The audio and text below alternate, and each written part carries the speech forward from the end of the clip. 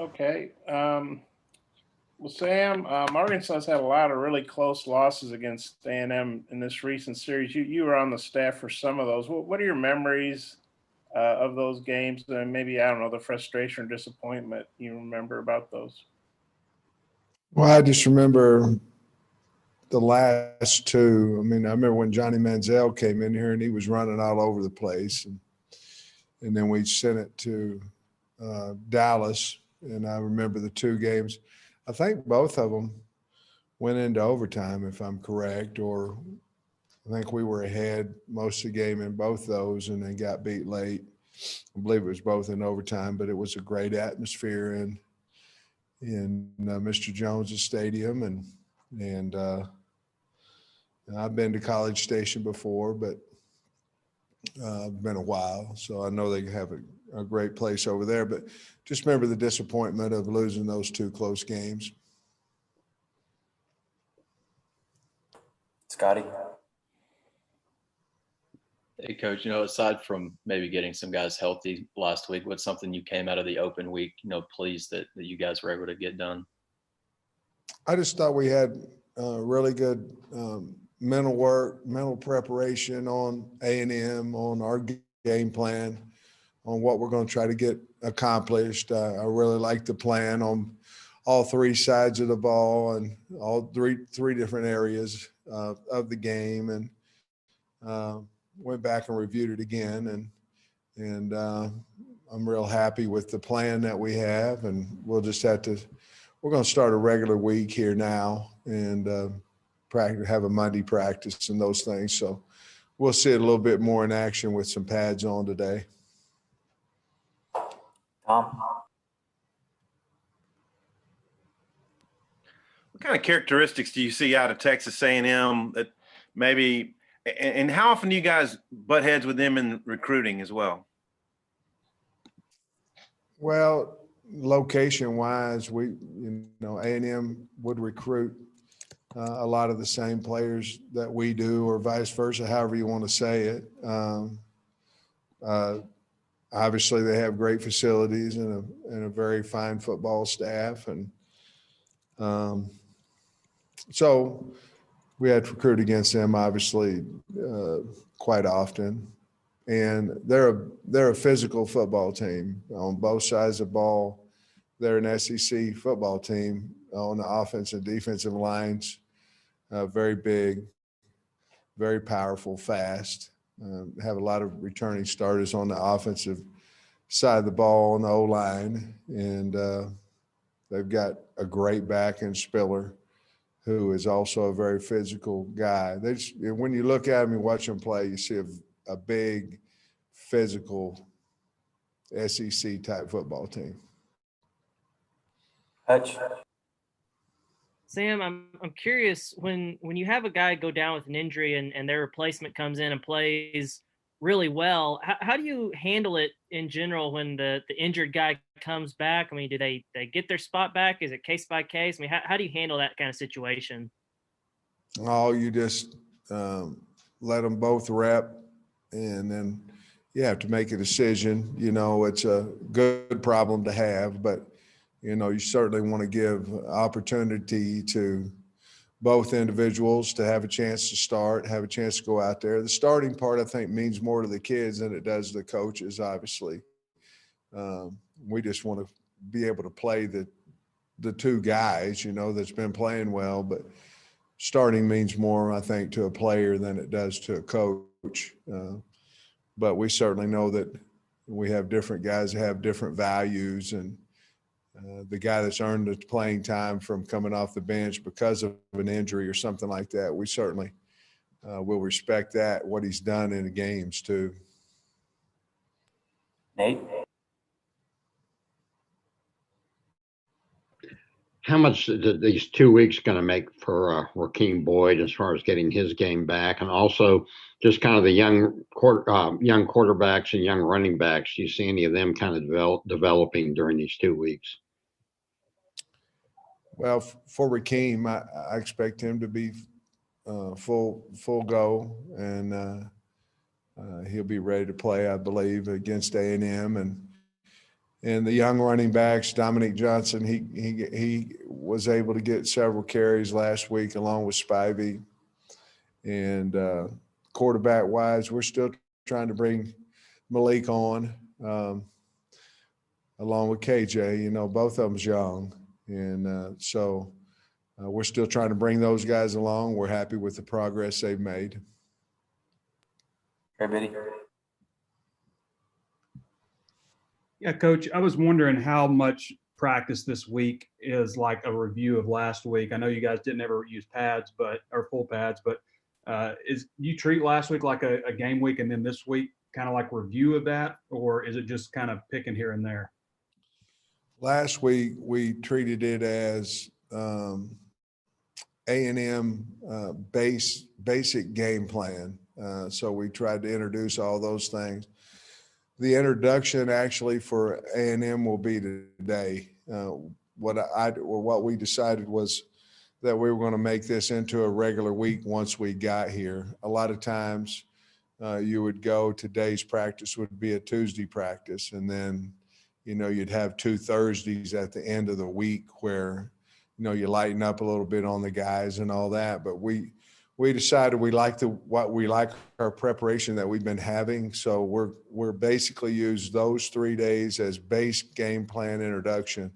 Today we will introduce everything on Texas A&M, and we will have a regular Monday practice. Then it'll go to Tuesday, Wednesday, Thursday, Friday. So we at this point in time, Trey, we are back in game week mode, regular game week mode that we've had over the last 3 weeks. Nikki.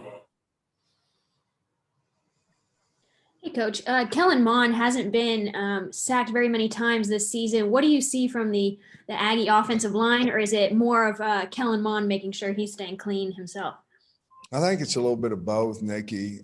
He has a really good offensive line in front of him, the best one I've seen in a while at A&M. So they're protecting him well.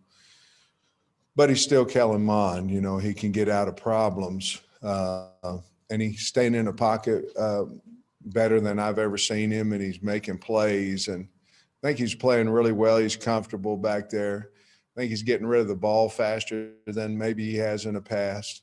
I just think he's a lot better quarterback than he's ever been, just obviously with reps and years, but also give that offensive line a lot of credit. So a little bit of both, but a lot more this year of throwing the ball a little faster. Terry. Coach Pittman, how do you go about getting the running game or your running game revved up a little bit more than it has been in the past? Yeah, with Rakeem being back, is that a big part of it? I don't know. I mean, we just have to continue to practice and get better. And, you know, we've been trying, you know, so, you know, we may need to, and certainly we have enough runs and all those things. We just have to get better. Our backs have to be better. Our line has to be better. Our tight end have to be better. Wideouts have to get to the safeties better. I mean, if you get to have a running game, you have to have all 10 guys in there getting after it, and everybody on our team has to get better. Our backs have to break tackles. I mean, that's part of being a good back. So all those things we have to continue to work on. Jordan. Hey, Coach, at this point in the season, what's the one thing or the couple areas that you really want to see improve moving forward? Well, in special teams, I want to get a big play for us in special teams, and I want to make sure that the block punts and things of that nature and kicking the ball out of bounds on the kickoff is a thing of the past. Those things have to happen. But on a positive note, we need to we need to get some yards in the punt return game. We need to get some yards in the kickoff game when allowed. You know, a lot of times kickers are kicking it out, but that's one of them there. I think we just hit on another spot is we have to be a better rushing football team. And on defense, you know, when people get big on us, we have to be able to stop the run whenever we want to. And those are probably the three aspects. I know you asked for two, but that's probably the three things that we're really concentrating on. Bob?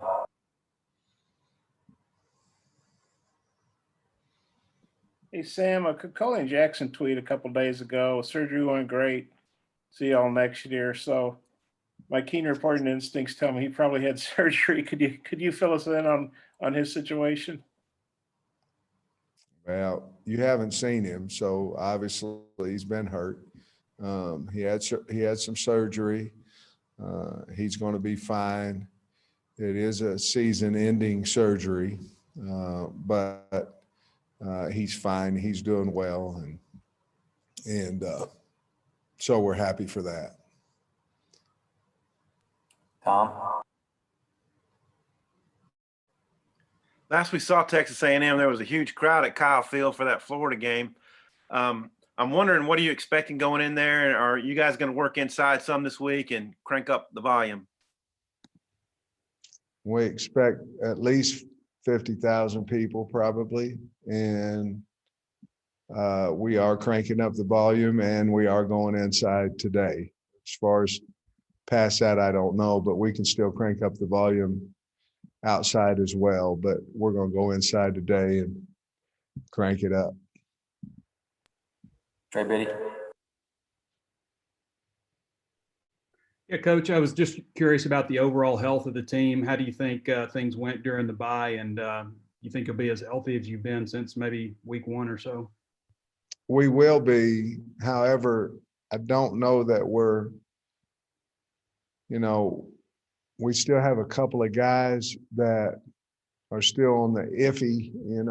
Maybe they'll be ready, but we're certainly, besides the guys that had season-ending injuries, Trey, we're certainly going to be as healthy as we've been since the first game. Tyler?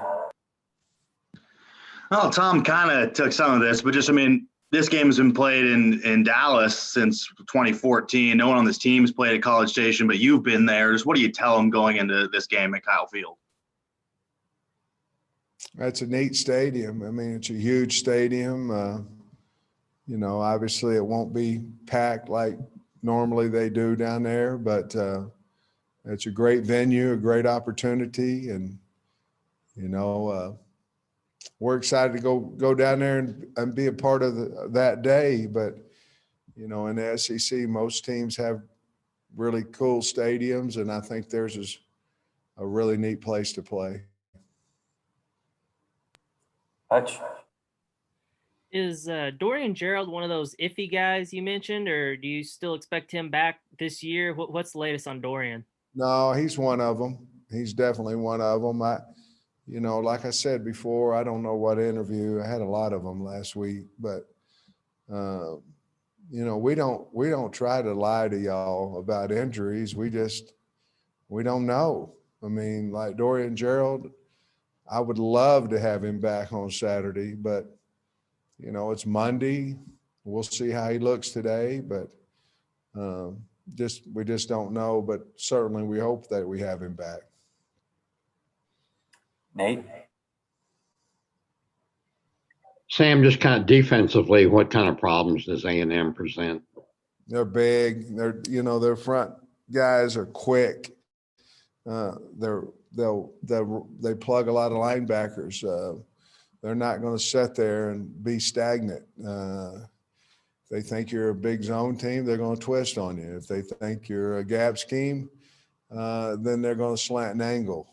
It just depends on what their game plan coming is, but they're very, very physical, very big, and very aggressive at safeties. Very aggressive. Their safeties are almost like outside, inside linebackers coming down to the ball. So they've got them playing really well and playing with a lot of confidence. You can just feel it watching tape on them, and they've really been doing a good job. But they're a big and physical team that can run. Bob? Sam, you guys have a lot of players, key players from Texas on both sides of the ball that are playing pretty well. What do you think going down to Texas means to those guys? You know, I really don't know. I would assume that it'd be exciting for them, you know, especially if maybe A&M didn't offer them a scholarship or something. I think they'd want, you know, maybe it's like anything, you know, you have something to prove or something of that nature. But I don't know. I would imagine maybe mom and dad can get there a little easier, some things of that nature. Obviously, when your family's in the stands, you tend to play a little bit better, a little harder, things of those nature. So I think they're probably really looking forward to going down there and playing them. Tom? Sam, as you've heard from fans in your previous stint here and since you've come back, where does the A&M rivalry rank to you and to them in what you've heard, and also for you? They've won every game since Arkansas, since they've joined the SEC. Your thoughts on that? Well, I think they must have played a lot better than us in every game that they beat us in. I would assume that's probably a pretty good record, 100%. I think that if I was guessing, I'd say A&M's probably 2 in the list of rivalries behind Texas, I would assume. I don't know, but that's kind of the feel you get. And I can't remember the other part of the question. I'm sorry. Oh, I guess for you personally, what this A&M series, how big it is for you? It's not any, I mean, I wish I could say something different, but it's not any different than playing whomever else we play in the SEC. To me, we're trying to win the football game, and doesn't matter the team. Would I feel better if we beat A&M versus Ole Miss? Not at all. I hate to say that, but I'm just trying to get our team ready to win every one of them, get them prepared as well as we possibly can. But A&M's got a good team, so it would be fun if we did win, you know, but it's kind of another game, honestly. Hutch? Sam, you mentioned last week being able to kind of move the guys around in the secondary to get your best 5 out there. Is Jerry Jacobs, if you got Monteric Brown healthy and obviously Hudson Clark, is Jerry Jacobs a guy that is versatile enough to play, you know, different spots in the secondary? Well, he certainly would be. Jerry Jacobs has opted out, so he's no longer on the football team. Last one, Trey Biddy. Yeah, Coach. It seems like half these games you guys have played have some kind of personal relationship, whether it's you and Kirby or Felipe, Florida, Barry, and Missouri. Is there any kind of connections that you have with maybe a coach on the Texas A&M roster or somebody you coached with, anything like that maybe we're not aware of? No, I know Jimbo, Coach Fisher, you know, had several different conversations with him. And actually, I've texted back and forth with him on some games this year, and he's done that with me. Just a really fine person and a heck of a football coach. I'd have to look down their roster. Obviously, if I had to look down their coaching roster, then that means that, you know, I don't have a history with many of them. So I'm sure when I get there, I'll know a bunch of guys on their staff, but not really a close relationship with many of the folks on A&M's fine staff. All right, that's going to wrap us up. Thanks, Coach. Thanks, everybody.